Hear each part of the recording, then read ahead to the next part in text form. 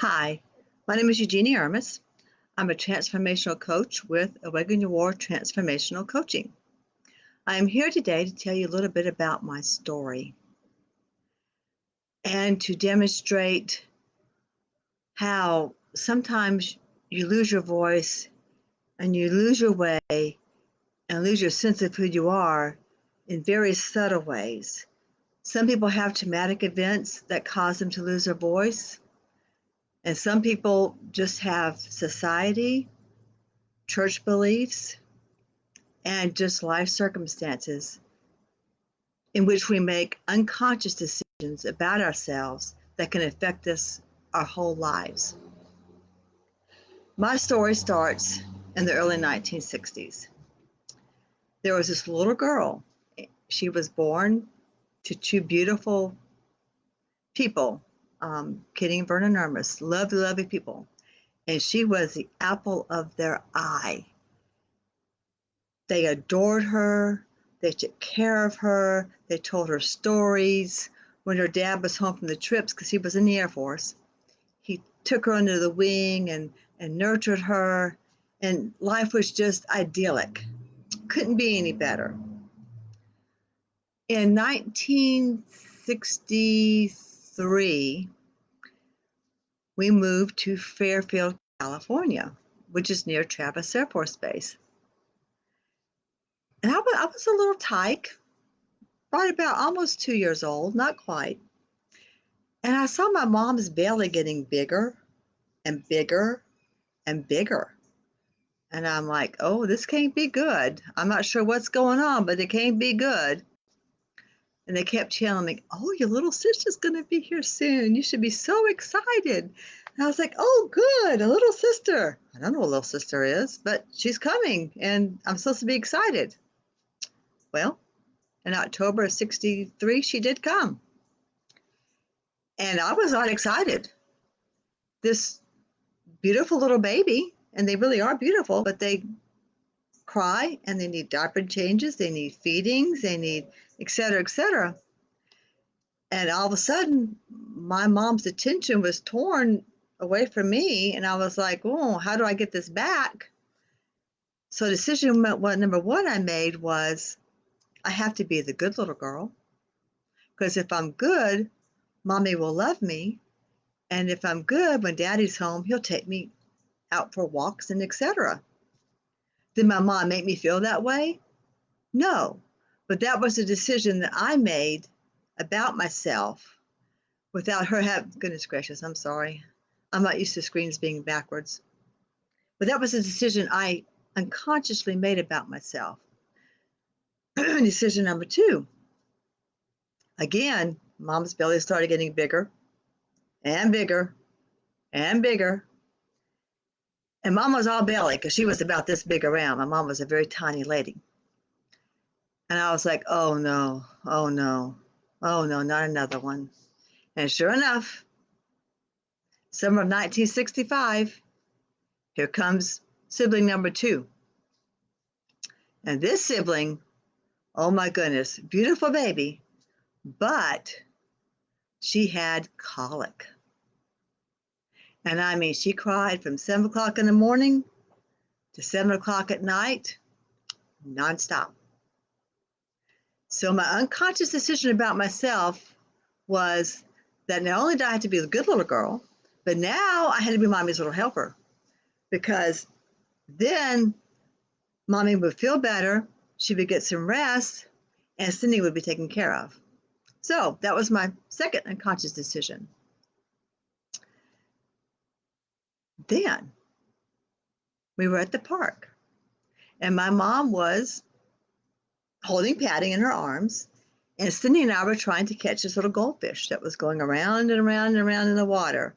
All I remember about the park was it had a big old rocket, and we always used to love to go climb this rocket. But today we're trying to catch a goldfish, and mom was getting tired, and mom wanted to leave. And bless mom's heart, she just said, well, I'm going to go now.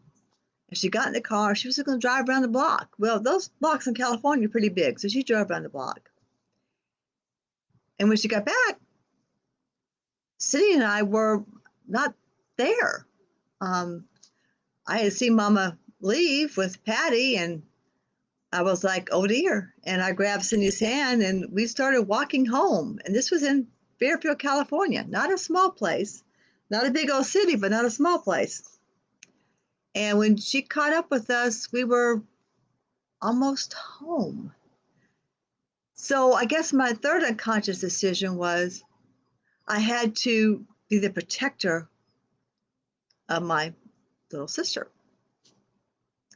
Fourth decision, unconscious decision now. Fourth decision came when my mom had a cerebral aneurysm that burst.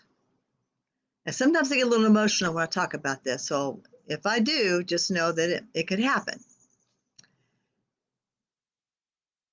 We were all in the kitchen. Myself, I was about 6.5. My Cindy was about 4.5. Patty was about 3, or just turned 3 because she was born in June. And we had a friend of my sister's at lunch with us. And my mom was always a joke. So she was full of life. She just was full of vim, vigor, and vitality. She just was someone you just wanted to hug and love her all the time. And she was a jokester. So she started turning around in circles. I mean, around and around and around and around and around in circles and yelling, woo, woo, woo. Well, we thought she was just playing with us.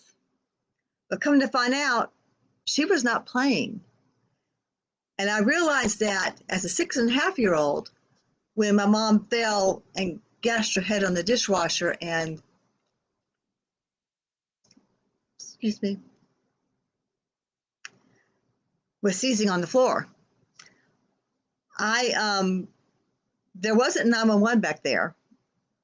We couldn't just dial 911 and say, help. So I ran to one neighbor's house and they were not home. So I ran to the other neighbor's house and luckily he was home. And this is when I started knowing that there was a God because we didn't go to church out in California. My mom grew up in a small town Presbyterian church called Somerton Presbyterian Church, where I attend now. And Dad was Catholic and he couldn't find a Catholic church he liked. So we didn't go to church. But I heard them talk about God, but I never really experienced God. And this neighbor I went to was Mr. Parks. I'll never forget his name. And he was an Army medic and he was home. And I credit him for keeping my mom alive until the ambulance did get there. And then I'm standing there with my 2 sisters and mommy's going off in the ambulance and my dad's overseas on a trip. And I made a decision at that point in time that I had to be the family protector. I'm very thankful for Mrs. Plant, our neighbor, though, who she and her daughters, who were hippies, took care of us, and it was wonderful. And then also my grandmother, we called her Tootsie. Her name was Julia. And my granny from Texas also came and did help with my mom while my mom was in the hospital. And because of that little thing up there in my head telling me I had to be protector of the family, and my dad was home, I not sure if I unconsciously caused these events to happen, but I broke my jaw when I was 7 years old.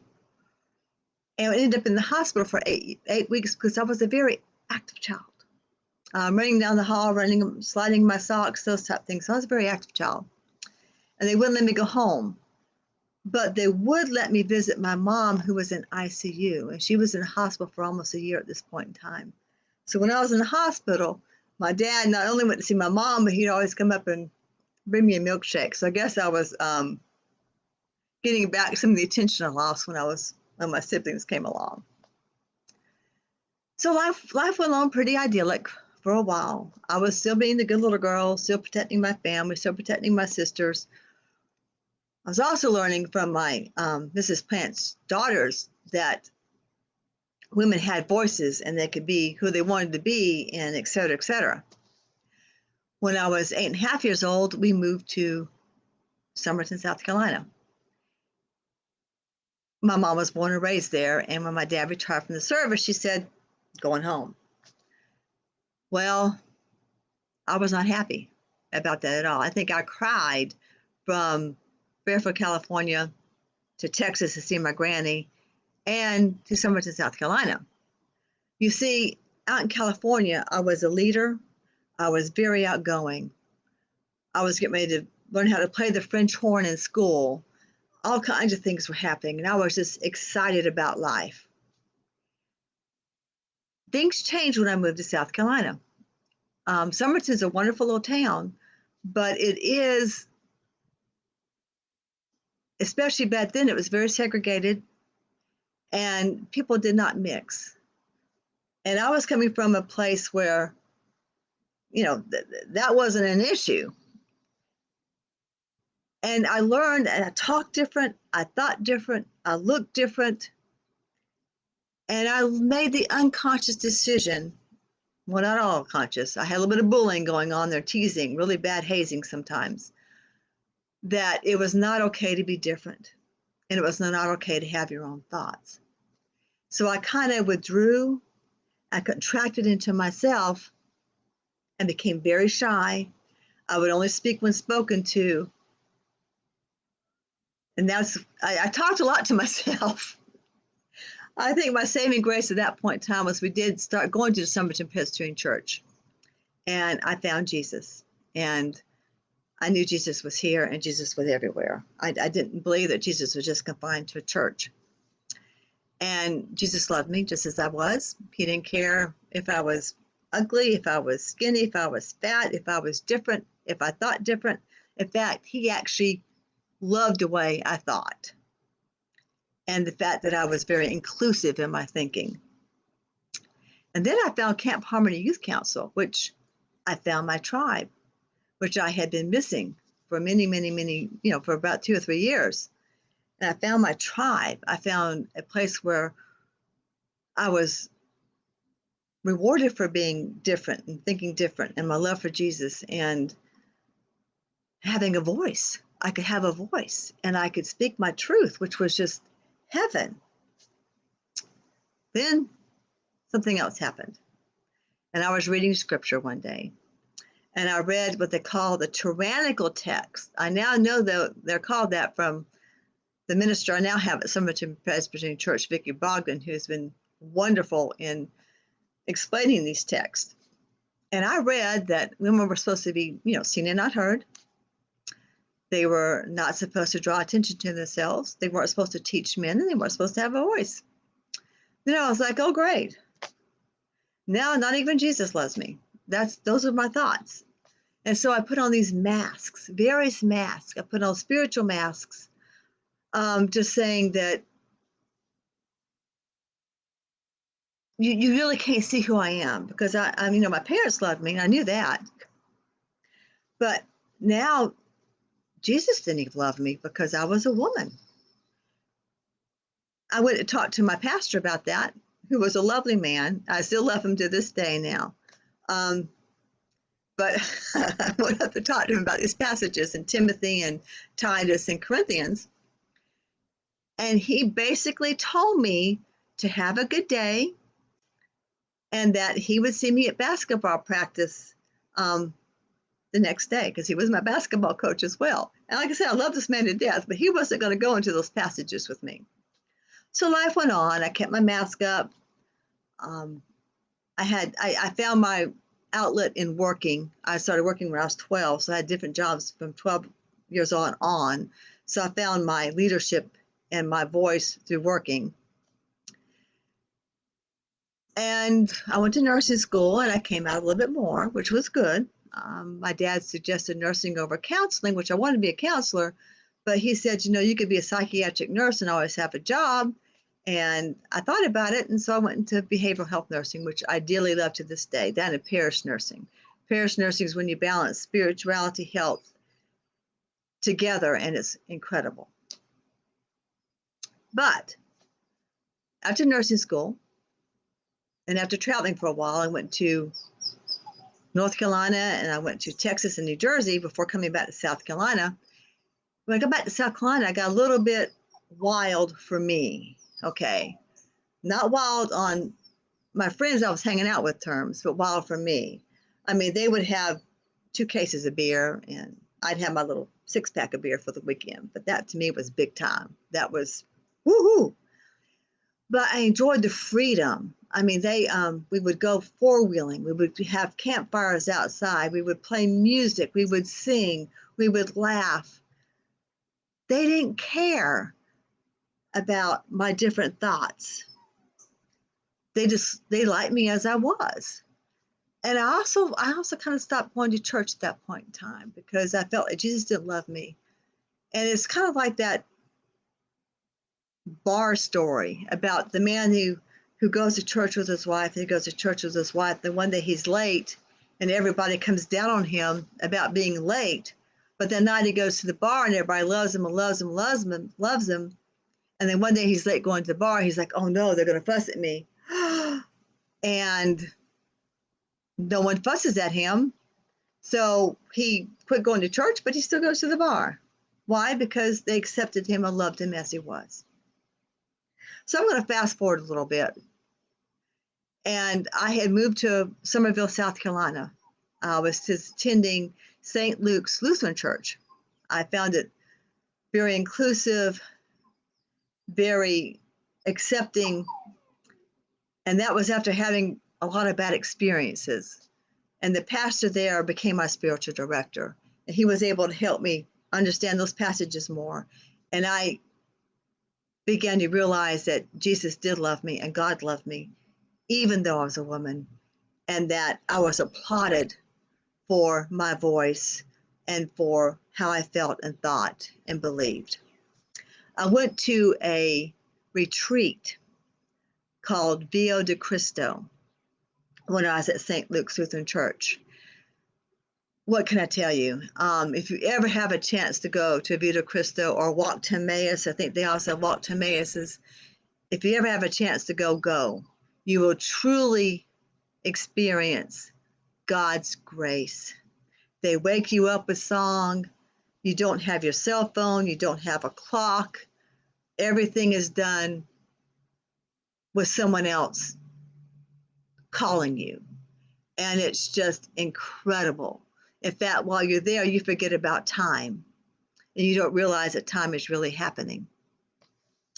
So that's when I really started coming back to know Jesus and to know I was accepted. In 2000, I moved to Wickenburg, Arizona. I worked at an eating disorder facility out there. I found that to be very constricting because they were very traditionalist and not very inclusive. And I also worked at a place called, I won't say the name, but it was for behavioral health children, and it was wonderful. But I also was able to individuate myself and my belief system from that of my families and truly developed my voice and my belief. And that was through meditation, it was through prayer, it was through study, it was through becoming a Reiki practitioner and practicing from a Christian standpoint. All these different kinds of things. Became a massage therapist and just learning the energy of the body. It's not just the body, but it's the whole energy around. And it's just incredible. I really started feeling compelled to work with Christian women 50 plus when I was listening to an NPR commentary. This shocked me because this was like just a few months ago. And this is 2021. We still have a lot of work to do. I was listening to a commentary about this older woman who had written this very creative and beautiful cookbook. I was like, oh, wow, she must be like 95 or something. I thought, my goodness, she's got to be old. And then she said, she's 59.